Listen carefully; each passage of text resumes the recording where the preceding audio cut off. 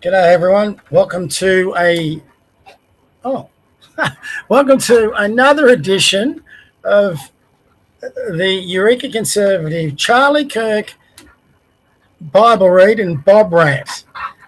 Sorry, I've got a dog here trying to stop me from going here. Wait up, I'll get rid of my screen. There we go.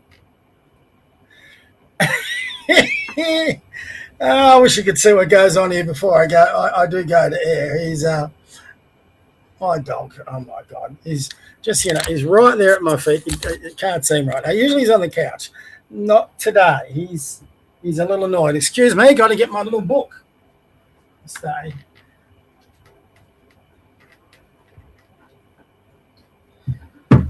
As you can see, there he is, trying to annoy me under my feet.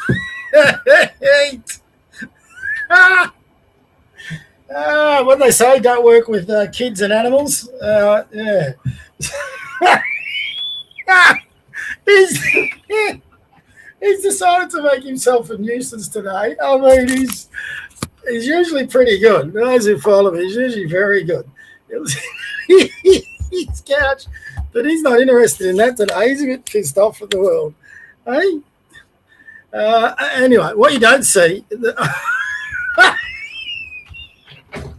Oh my goodness, mate. Yeah, excuse me.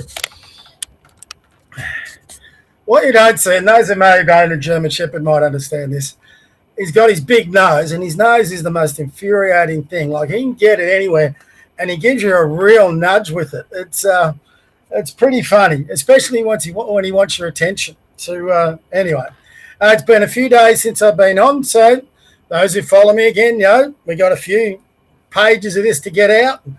So my last day, trying to think, it was 2 days ago, so I've got 3 to go. So we're from January 13th, I think.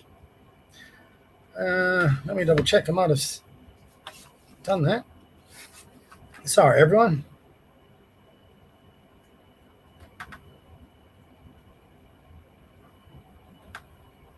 Oh, maybe I don't. So what are we up to? The year is flying. Yeah, we're going from the 13th. A prayer for forgiveness. Faced with the reality of his sins, the psalmist throws himself on God's mercy and seeks his forgiveness that he can again have a pure heart. This was from Psalms 51, 1 through 12. Be merciful to me, O God, because of your constant love, because of your great mercy. Wipe away my sins, wash away all my evil, and make me clean from my sin. I recognize my faults. I am always conscious of my sins. I've sinned against you, only against you, and done what you've considered evil. So you are right in judging me. You are justified in condemning me. I've been evil from the day I was born. From that time I was conceived, I've been sinful. Sincerity and truth are what you require. Fill my mind with your wisdom. Remove my sin, and I will be clean. Wash me, and I will be whiter than snow. Let me hear the sounds of joy and gladness, and though you have crushed me and broken me, I will be happy once again. Close your eyes to my sins and wipe out all my evil. Create a pure heart in me, O God, and put a new and loyal spirit in me. Do not banish me from your presence. Do not take your Holy Spirit away from me. Give me again the joy that comes with your salvation and make me willing to obey you. Interesting. Not too sure whether, if you're a Christian, you believe we're born with sin, but I'm not too sure how innocent babies and toddlers are sinful. Some parents of innocent babies and toddlers might give me some examples, but I think that's a bit harsh. But I think definitely as we get older, as a segue here, I've been watching a few documentaries later about, and it's just me, it's not something I push, but just mentioning from that quote, is I've been watching a few documentaries about, it's quite interesting. It's from, what do they call them? Exorcist, Catholic exorcist. So there's a few of them on YouTube that you can get look at, and it goes back also documentaries from people in the past and how they deal with sin and all this sort of stuff. It's quite enlightening to see how we all sin and to see how we can try and secure our path into heaven, and what you have to do in regards to sin. And by watching it and reading these things, you realize how tough it is. We're all sinners. And just even some things we might not consider sinful is sinful. So I think if you say you're a Christian, but you don't dive deep into it, you don't understand it, I think you're making a mistake. I've certainly made that mistake until later in life. So I've found it fascinating. I've looked into it. I wish I'd looked into it earlier. So if you're having some thoughts about that, and if you're younger, I'd really suggest you research it and look into it. Like we all do on here, we don't take the media as gospel, we research it. And how often do the media talk about Christianity? Barely ever. So do your research, watch a few documentaries, read a few books, and come to your own conclusions. That's what I would suggest. And this is just a hint, a seed to give you some ideas. The Passover, Exodus 12, 1 through 14. As a way to escape from their Egyptian slavery, a bit like us trying to escape from elbow slavery, God's people are told how God's judgment will pass over them as all the firstborn are killed. I'll come to that why I'm laughing. I shouldn't be laughing at that, but I'll come to that why I'm laughing. The Lord spoke to Moses and Aaron in Egypt. This month is to be the first month of the year for you. Give these instructions to the whole community of Israel. On the 10th day of this month, each man must choose either a lamb or a young goat for his household. If his family is too small to eat a whole animal, he and his next door neighbor may share an animal in proportion to the number of people and the amount each person can eat. You may choose either a sheep or a goat, but it must be 1 year old, a 1 year old male without any defects. Then on the evening of the 14th day of the month, the whole community of Israel will kill the animals. The people are to take some of the blood and put it out on the doorpost and above the doors of the houses in which the animals are to be eaten. That night, the meat is to be roasted and eaten with bitter herbs and with bread made without yeast. Do not eat any of it raw or boiled, but eat it roasted, whole, including the head and legs and the internal organs. You must not leave any of it until morning. If any of it is left over, it must be burnt. You are to eat it quickly, for you are to be dressed for travel, with your sandals on your feet and your stick in your hand. It is the Passover festival to honor me, the Lord. On that night, I will go through the land of Egypt, killing every firstborn male, both human and animal, and punishing all the gods of Egypt. I am the Lord. The blood on the doorposts will be a sign to mark the houses in which you live. When I see the blood, I will pass over you and will not harm you when I punish the Egyptians. You must celebrate this day as a religious festival to remind you what I, the Lord, have done. Celebrate it for all time to come, which, to their credit, the Jewish people do. Now, the reason I had a bit of a chuckle was about that extract. My good friend Tucker Carlson, I say that with heavy sarcasm, was talking about how the Christian Bible, now the Christian Bible includes the Old Testament. If you read and believe in the Christian Bible, you can't believe in the killing of innocents. Well, God himself has just killed here every firstborn male. When many of them innocents, probably, he had a point to prove. So even the Bible is full of extracts and even what you might call contradictions, but the Bible has a lot of violence in it. So for Tucker Carlson to bang on about you can't be a Christian and condone the killing of innocents, well, the God we believe in killed innocents to prove a point. And to save what he considered his people at the time, which was the Jewish people. So if you're a strict evangelistic, new born-again Christian, you believe in the Bible black and white. If you're not, you can have variances to it. So in the way you read it. It's all a little confusing, but that's, again, like I said before, well, you need to read it yourself. Anyway, last one. Words of hope. I don't want to get into it too much because I've got to get to my rant. Isaiah 40, 1 through 8 and 10 through 11. After being unfaithful to God and under attack from enemies, the people of Jerusalem were in great need of real comfort.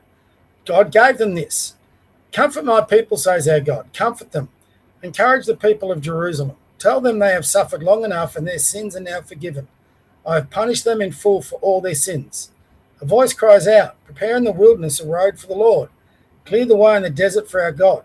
Fill every valley, level every mountain. The hills will become a plain, and the rough country will be made smooth. Then the glory of the Lord will be revealed, and all mankind will see it. The Lord himself has promised this. A voice cries out, proclaim a message. What message shall I proclaim, I ask? Proclaim that all mankind are like grass that lasts no longer than wild flowers. Grass withers and flowers fade. When the Lord sends the wind blowing over them, people are no more enduring than grass. Yes, grass withers and flowers fade, but the word of our God endures forever. The sovereign Lord is coming to rule with power, bringing with him the people he has rescued. He will take care of his flock like a shepherd. He will gather the lambs together and carry them in his arms. He will gently lead their mothers. Very true. I was thinking this the other day, people like Albo and who God knows how many politicians and dictators and kings and leaders and prime ministers and presidents that come and go. They all come and go over time. One thing that's remained constant through history has been Christ and Christianity. And I think if you're going to make an argument, for example, for Judeo-Christianity, is Christ was a Jew, but he established the Christian church. So there is definitely a connection, and you can link that going forward.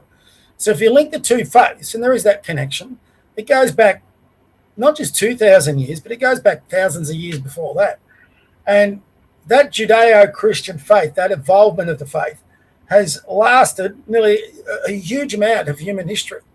And in itself, by being faithful to the message of God, it is actually overcome and taken over empires. So, for example, the Roman Empire.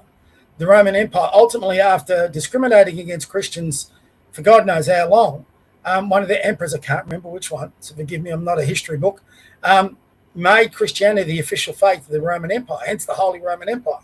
And hence how Christianity then spread right through Europe, which then developed Western civilization, which then spread right through the globe. And Christianity followed it. And we had plenty of people then where the churches and the cathedrals were established all over the globe, and that message spread and is still spreading today.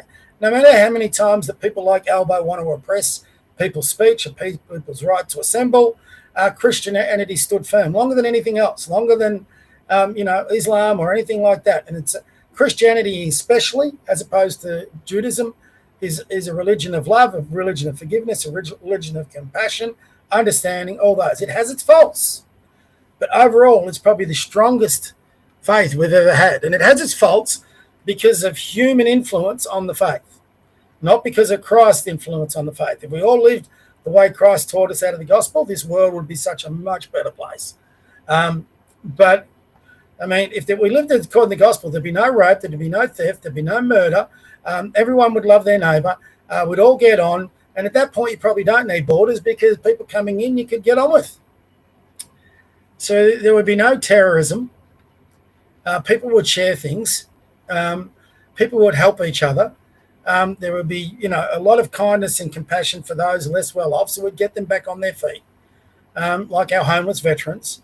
So, that's the difference between the Christian faith. And with the Christian faith, I'm not going to go up to a person who's a non-Christian and say, you have to believe in Christianity. Oh, spread the word like I do with my Bible reads, but then that's up to them. They've got to communicate with God.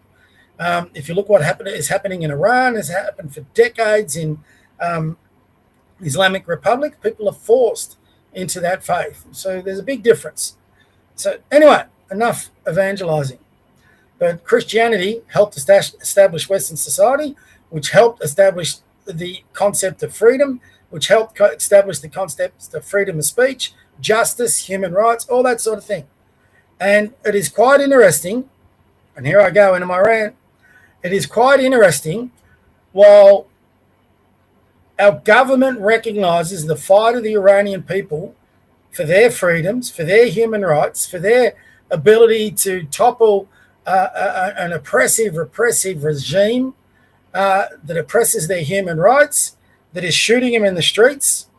If you've watched any of the coverage coming out, and there's not much because they've blocked it, but the bit that is coming out is actually horrifying. And this is a government inflicting, a word that's used pretty commonly now, as much as Nazi and racist, but it's in effect the genocide of their own citizens. Anybody who dares protest or object to their government and what their government is trying to enforce through law, you're basically getting killed, whether that's shot in the streets or hanged in public. So, they're trying to topple that regime. And our government, rightly, has encouraged and recognise the citizens of Iran. So on one hand, they're encouraging people to fight for their rights and their freedoms and whatever. But then on the next hand, they're introducing legislation to take away our rights and bloody freedom. Now, if anyone can make that conundrum make sense, send me a message. I do not see how it makes sense. Hold on, guys. I just want to make sure of one thing before I go any further, which I normally do before I get online, and I forgot to do it. Here we go. I'm live. All right, we're working. I usually do a test before I come in. I go to my YouTube channel and make sure the video and because there was one episode early on when I did this where my mic wasn't on and I spoke for an hour and no one could hear me. So I just want to learn from that. So excuse me, but yes, that is the conundrum for those of you that means a mystery. You know, it's the oxymoron. If you want to look, you can look that up as well if you like to. But it just makes zero sense. These people who draft this legislation, they're not fools. They know what they're doing. So if they put forward something that makes zero sense, there's a nefarious agenda behind it. Nefarious agenda means pretty much an evil agenda. What are they trying to accomplish with this legislation? What bits of our freedom are they trying to take away? How are they trying to divide the country? They talk. Listen to Albo. He talks about light winning over dark. Well, then he introduces legislation that's going to ensure the darkness, the Orwellian future takes over our country. Well, you'll go to jail if you tweet something. You will go to jail if you say something wrong. You will go to jail if you join an organisation they don't approve of. You will go to jail even if you joined that organisation 5 years ago but have since left. That's what they're doing, and it's retrospective with no right to appeal. Now, that's what they're trying to enforce, and good on One Nation. And I know there's a lot out there that I want to say this, but I will. Good on Susan Ley and the Liberals. They've come around, and I don't care whether they got forced into that position or not. They've come to that position. Now, for those who aren't political, you're getting a 500-page document of legislation. You've got to get your people to go through it and review it. Now, you can't make a decision on that until you've reviewed it properly. And if you're in a political party, you've got to give all your MPs and everybody that chance to review it. So Susan Ley not coming out straight away and announcing their opposition to it is not that's understandable. All right. She's got a lot more MPs, for example, than One Nation. One Nation's got a couple. They can review it, get it done. There's less people they've got to deal with. In the Liberal Party, you've got a lot more to deal with, and it's going to take them longer. So for all their critics out there, and I'm one of them, don't think I'm jumping on the Susan Ley train. I'm not. But I give her credit on I think on 3 issues. 2 issues she's ticked the boxes. On net zero, we're never all going to agree on the separation. So One Nation, for example, might have a more drastic policy on net zero than the Liberals, but they both oppose it. That's good, common ground. They're now on free speech. They might have more differing things, though they sound pretty familiar, concerns about this bill, but they both oppose it. From what I understand, their immigration policy is going to come out, and Hastie and Jacinta Price are raising funds for a marketing thing. So my guess is they're going to oppose mass immigration. Now, whether that goes as far as some people like, that's a little immaterial. They oppose it. And I put in a tweet today, everyone talks about the Uni Party. The Uni Party, there's fault lines in the political dynamic. The Uni Party's starting to split. The Liberals and this is because of Pauline Hanson and One Nation and every other person, libertarian or whatever, that has been arguing against what the Liberal Party stood for since Tony Abbott got knifed. So it's taking us a long time, and there's a lot of us out there, former Liberal voters who've gone away, voted for someone else, been arguing long and hard, and now we're seeing the rise of One Nation. Now, whether they've been forced into that or whether, I think there's a bit of it. There's a couple of contributions to it. I think they have been partially forced into going where they've gone, the Liberal Party. But I also think there are people of conviction in their ranks that also believe in very much what One Nation believes in. I think there's a lot of them in the Nationals. So we're starting to get back where we've got a Liberal Party where it seems, and I can't say this for sure, but I'm certainly hoping and praying for it, it seems that the Conservative group in that Liberal Party are stronger than the moderate group, and hopefully over time the moderates become less and less a factor. Now, they held sway there for a good decade, so we should be encouraging that. And if Susan Ley puts something out that is a good thing, we should be acknowledging it. We should give her encouragement. I coach sports teams. If the whole time you're going to bang on and criticise a player for doing the wrong thing, even sometimes when they've done the right thing, so that's your whipping boy in sport, they're going to end up quitting because they're going to lose all confidence. They're not going to stand up for things. They're going to resent you for it. So you've got to find, when they do the wrong thing, you've got to be critical. When they do the right thing, you've got to give them praise. And hopefully then they buy in more to what you're saying. So for all those there that want to bang on about the Liberals and Susan Ley or whatever, we should be encouraging them. We should be getting them back to the centre right of politics. The more people we have on our side, the more chance we've got to get rid of the Marxists and leftists, not only out of our governments, but out of our institutions. We've got to get these moderate lawyers out of our institutions. We've got to get these moderate lecturers out of our institutions. When you say the word moderate, we're talking Marxist. We're not talking moderate, we're talking Marxists. And they're the ones that want, they're anarchists. They want to tear down this country to bring in a more Marxist communist style of government. They're insane. And, you know, we're insane on the right if we don't start encouraging each other to come together. So look, here's my hope, and it's a hope. My hope out of all this, and I don't think the Liberals have come out with an official position, but they're certainly making all the noises they're going to. And if they don't come out opposed, they're going to look absolutely ridiculous. It will be the end of the Liberal Party. I said this before even Susan Ley's announcements. Once One Nation put their position out, and once they've got backbenchers putting their position out, as in a no vote, Susan Ley, yeah, she could have been cornered, but she could have been stubborn like a Turnbull would have been stubborn, like a Morrison would have been stubborn. Don't forget, here's where Susan Ley deserves credit again. Morrison just dropped the net zero thing on everyone. Went away to England, went away to the Glasgow conference, went away with all the World Economic Forum things, and to be popular, bang, we got net zero. Just dumped it on us. And he had enough moderates in power to get him across the line. Enough moderates behind him, to get him across the line. He didn't consult. This is a bastard that went and was the head of, secretly, ministries without those ministers' knowledge. He was a prick. You know, he was a prick. Turnbull was a prick. We basically had Kevin Rudd, Julia Gillard, Kevin Rudd. We had Abbott for a year and a half, and then we had bloody Turnbull and Morrison. Since 2007, we've had nothing but left-leaning prime ministers. And yes, I include Morrison and Turnbull in that. Now, Susan Ley, to her credit, I can't quite pick her. And everyone says she's a moderate, and she may lean that way. But I tell you what she's doing that is impressive as a leader. And people are going to bag me for this, but you've got to acknowledge it again when they did it right. What Susan Ley is doing impressive, I think, is she is getting the opinions from everyone within a party room. She's listening, she's considering, and she's then coming out with a collective decision that a party room is backing. You don't have to like that because it takes too long.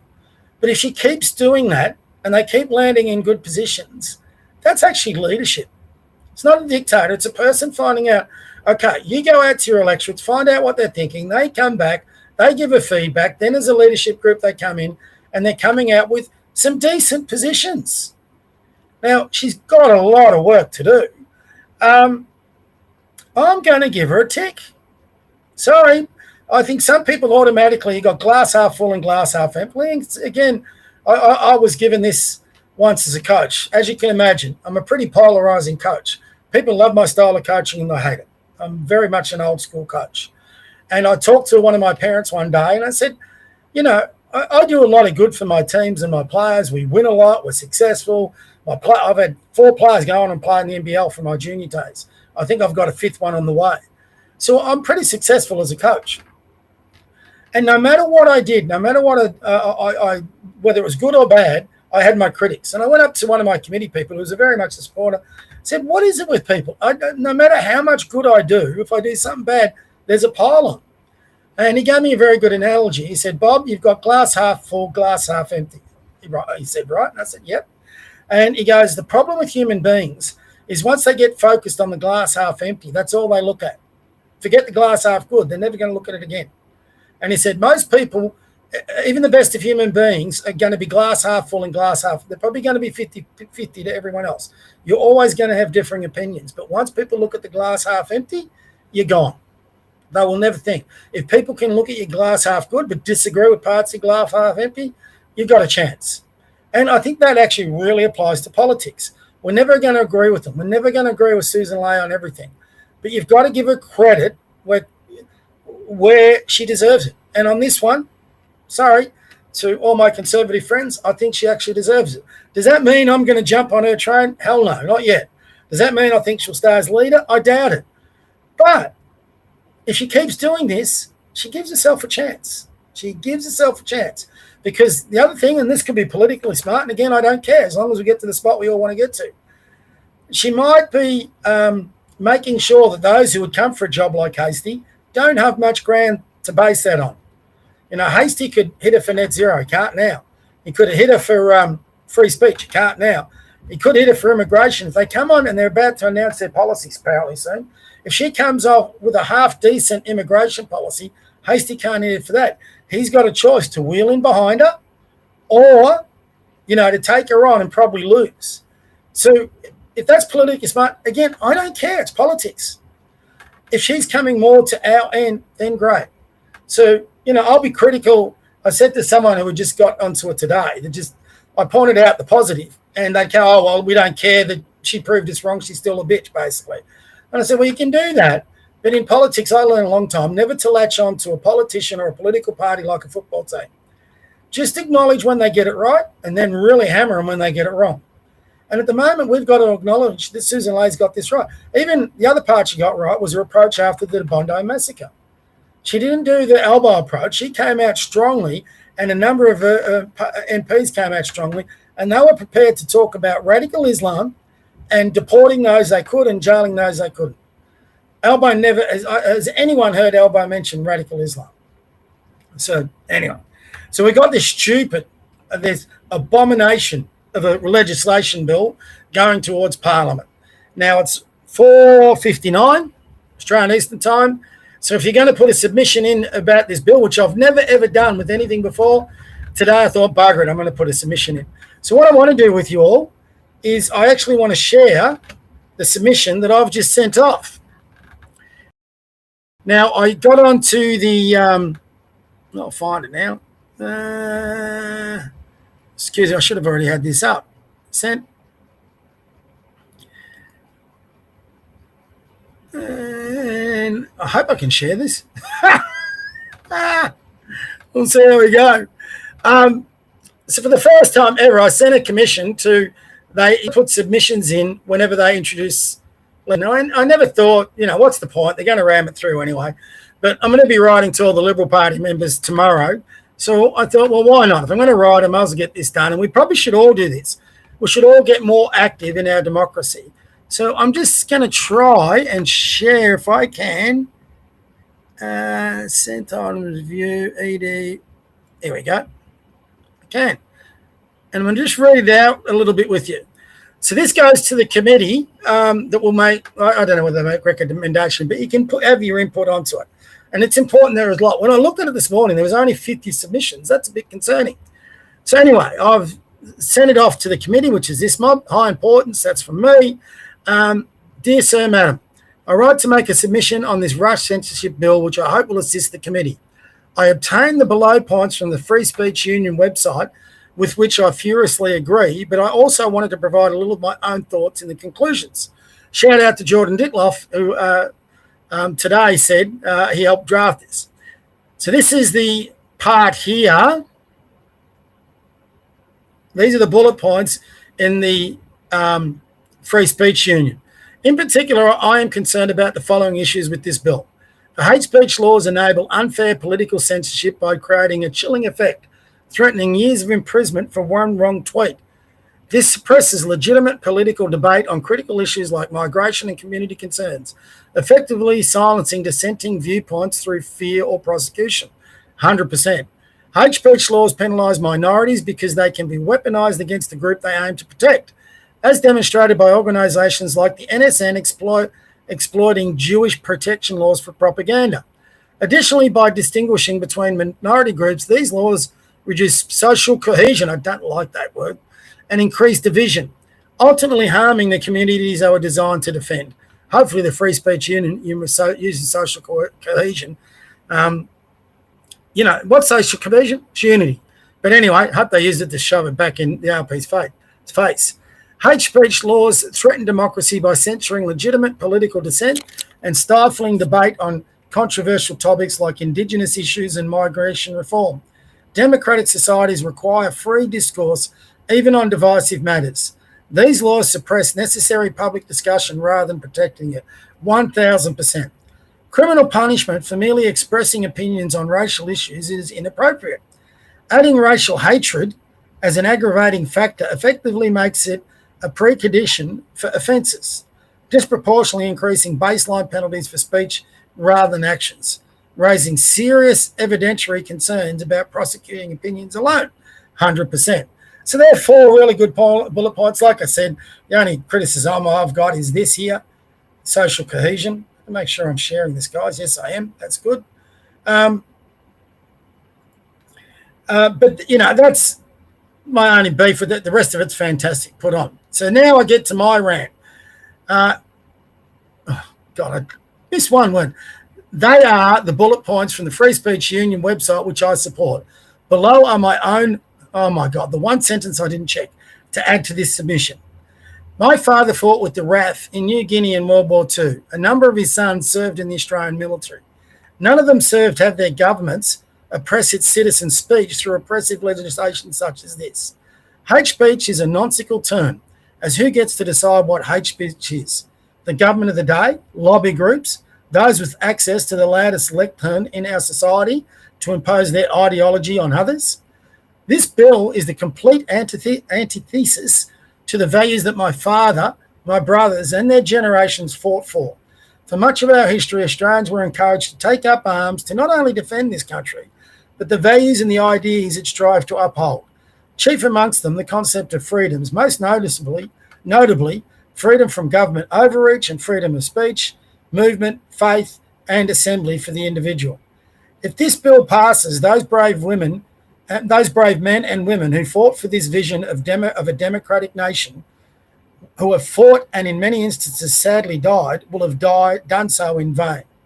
In their memory, not only should this legislation be withdrawn, but any past legislation that impinges on individual rights and freedoms should be reviewed and cast aside as well.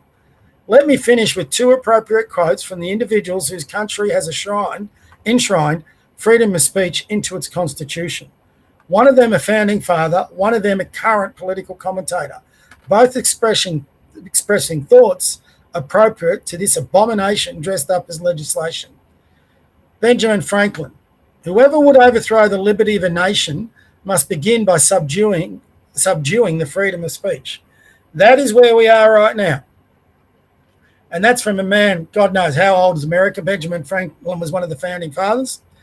And this one from more recent, Dave Rubin. If you follow him, he's a very smart cookie. He's a political commentator on social media. To me, there is nothing more important in a democracy than free speech and debate. Hallelujah. We should debate everything. We should talk about everything. We should engage ideas we aren't comfortable with, and we should let the best ideas win. That's how a healthy society based on national ideas and a secular government should work. 100%, 1,000%. Something none of our politicians seem to understand, or very few of them. Thank you for considering my concerns. Please stop this censorship legislation. The future of our nation as we know it depends on you doing so.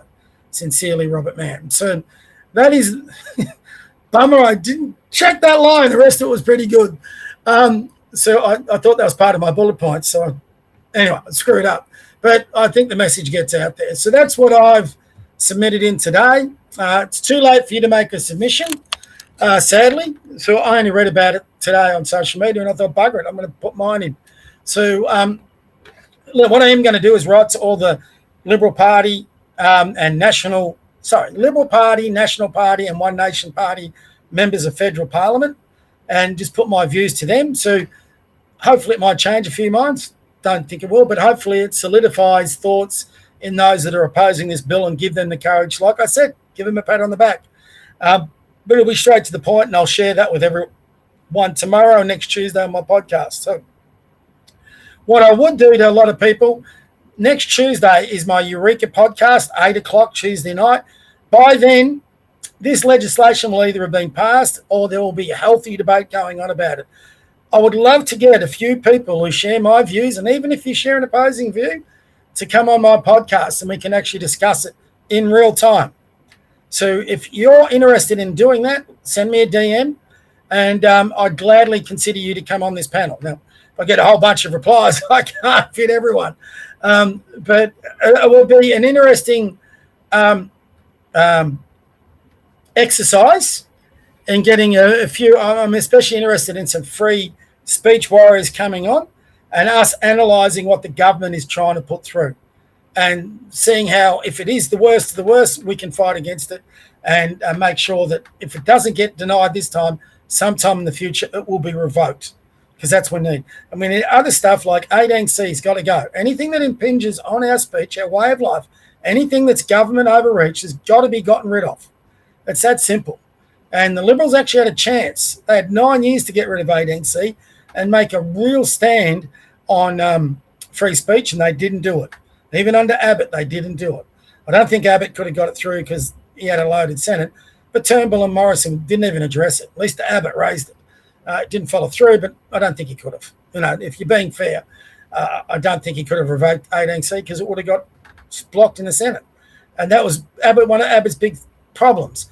The Australian voting public delivered him a thumping win, but they didn't deliver him a majority in the Senate, and he basically was always going to get blocked because the left hate him like they hated Trump. So whatever he put up, whether it was to rectify the economy, whether it was to get our spending in check, and to recover that, it was just going to get blocked. So anyway, that's something we've got to learn moving forward. But that's enough from me. Hope you enjoyed the letter. My boy, he's pissed off. Yeah, when he gets under my legs, he's come in to say g'day, but, well, not even that. It's probably not to say g'day. It's saying, what the bloody hell are you doing, Dad? I want to go outside and play with my ball. He's got this ball with a rope. He just loves it. He could be out there running all day with it. So he's a bit pissed off with me because my last 2 days I haven't been around much.